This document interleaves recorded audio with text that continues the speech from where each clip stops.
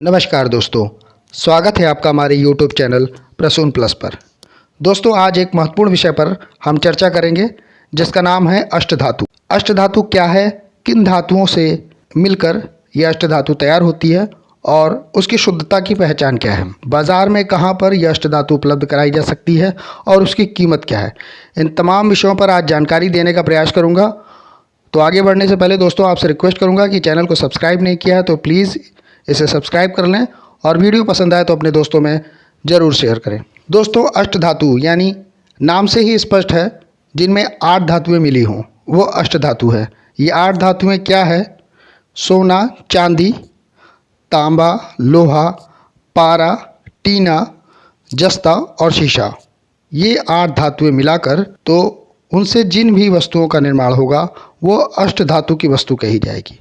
अब वो मूर्ति हो, छल्ला हो, लॉकेट हो, यदि वो इन धातुओं से मिलाकर बनाई जा रही है तो वो अष्टधातु की वस्तु कही जाएगी। क्या यह बाज़ार में आसानी से उपलब्ध हो सकती है? तो इसका जवाब स्पष्ट रूप से ना है। आम आदमी, मध्यम श्रेणी के वर्ग के लोग अष्टधातु खरीद सकते हैं, यह बहुत ही मुश्किल है और आम आदमी के बजट से बाहर है। तो सबसे पहले आप ये अच्छी तरह समझ लें कि यदि आप बाज़ार में जा रहे हैं और कोई अष्टधातु के नाम पर आपको कोई भी चीज़ पकड़ा रहा है, छल्ला हो, मूर्ति हो भगवान की या फिर लॉकेट हो, तो वह केवल आपको मूर्ख बनाने का प्रयास कर रहा है। उसका कारण मैं आपको बताता हूँ।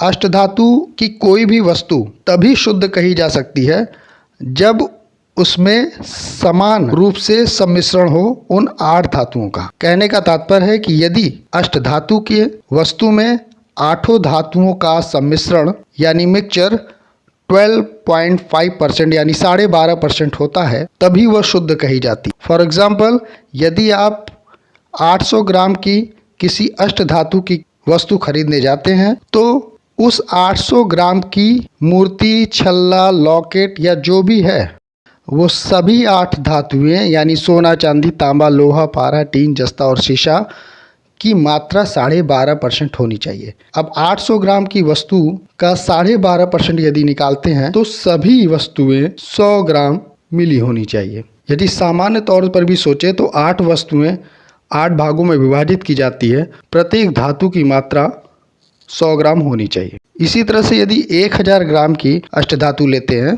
प्रत्येक धातु का मिक्सचर 125 ग्राम होना चाहिए। यह तो केवल आपको शुद्धता के बारे में मैंने बताया कि यदि 8 धातुओं का समान मिश्रण है तभी वो शुद्ध कही जाएगी।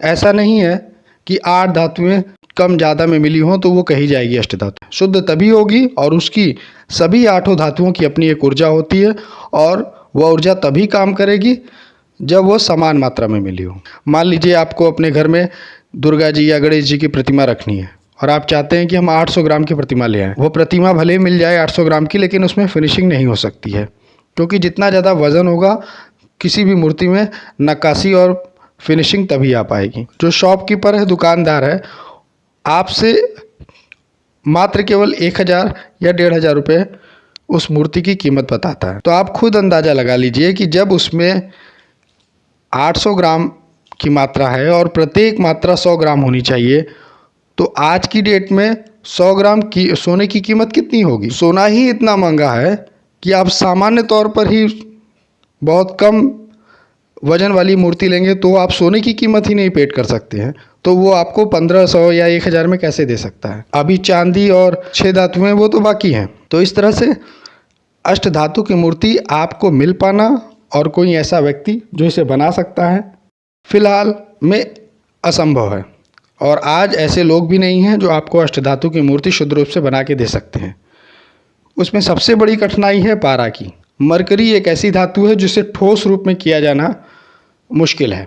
हमारी जो प्राचीन ऋषि परंपरा है उसके अनुरूप पारे को ठोस करने की प्रक्रिया की जाती है और उसमें 1.5 से 2 महीने लग जाते हैं। तो आप सोच लीजिए कि अष्टधातु की मूर्ति का निर्माण करना कितना कठिन है। इस धातु का निर्माण करना इतना कठिन है तो उसकी कॉस्ट कितनी होगी। अक्सर अखबारों और चैनलों में हमें सुनने को मिलता है कि अष्टधातु की मूर्ति प्राप्त हुई और उसकी कीमत करोड़ों में आकी गई। इसका रीज़न यही है कि प्राचीन काल में जो मूर्तियाँ प्राप्त की जाती हैं खुदाई के दौरान वो शुद्ध मूर्तियाँ होती हैं जब भी बाजार में जाते हैं तो अष्ट धातु के नाम पर मूर्ख न बने। आप अपने घर में यदि देवी या देवता की मूर्ति रखना चाहते हैं तो आप पीतल की रखें, लेकिन अष्ट धातु की मूर्ति कदापि न लाएं घर।